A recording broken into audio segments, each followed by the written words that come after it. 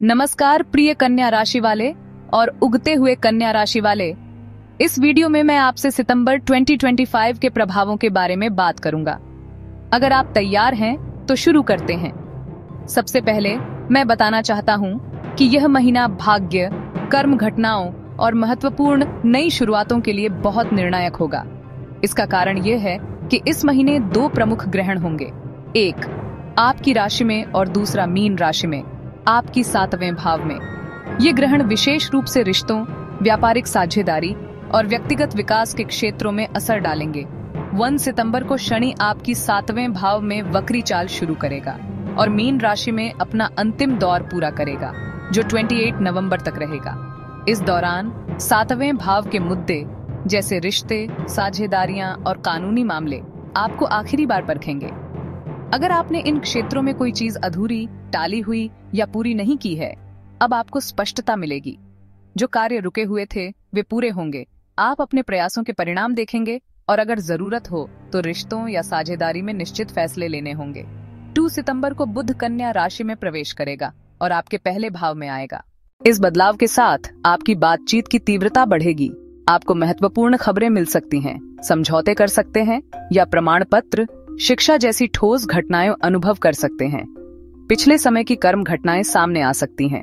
यदि आपने अतीत में कोई गलती की है तो आपको उसके परिणाम देख सकते हैं। वहीं सकारात्मक कर्म आपको इनाम भी दे सकते हैं। ये समय अपने रास्ते खुद चुनने और अतीत का सामना करने के लिए सही ऊर्जा प्रदान करता है।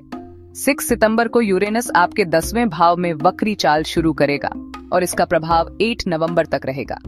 स्वतंत्रता और नवीकरण का ग्रह यूरेनस आपके काम, करियर और सामाजिक स्थिति में अप्रत्याशित परिवर्तन लेकर आएगा।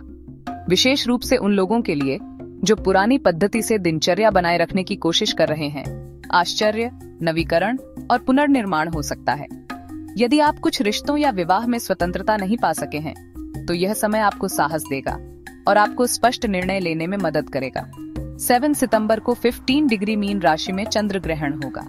आपकी 7वें भाव में आने वाला यह ग्रहण खास तौर से रिश्तों, विवाह और साझेदारी को प्रभावित करेगा। इसलिए जो मुद्दे असमंजस में थे वे स्पष्ट होंगे।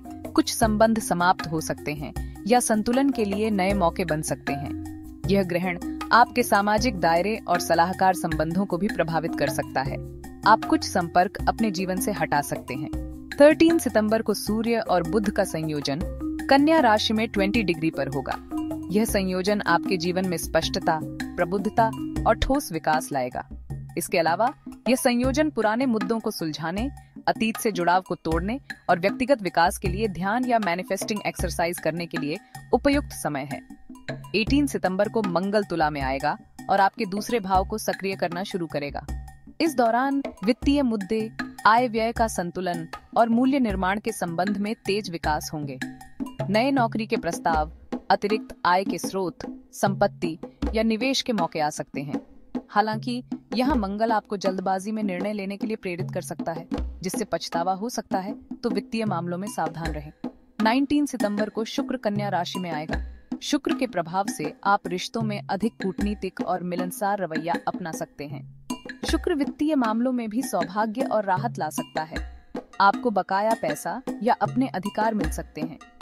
21 सितंबर को 29 डिग्री कन्या राशि में सूर्य ग्रहण होगा।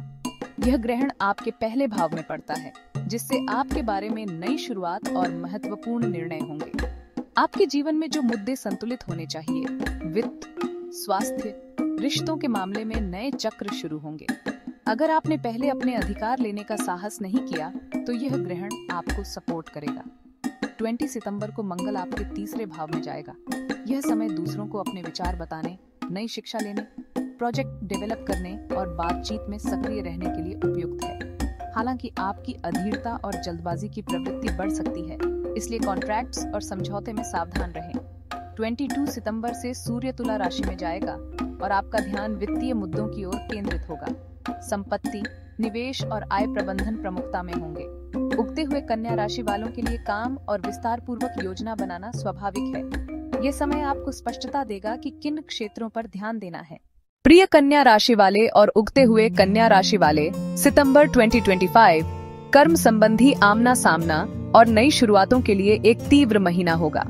रिश्तों में स्पष्टता, करियर और वित्त में अवसर, सेल्फ ग्रोथ और स्वास्थ्य में सुधार आपके जीवन को दिशा देंगे। आसमान के संदेशों को सही तरह पढ़ें, अवसरों को पकड़ें और खुद के लिए सही कदम उठाएं। अगर आपको वीडियो पसंद आया हो तो लाइक करें, मेरे चैनल को सब्सक्राइब करें और अपनी राय कमेंट्स में साझा करें।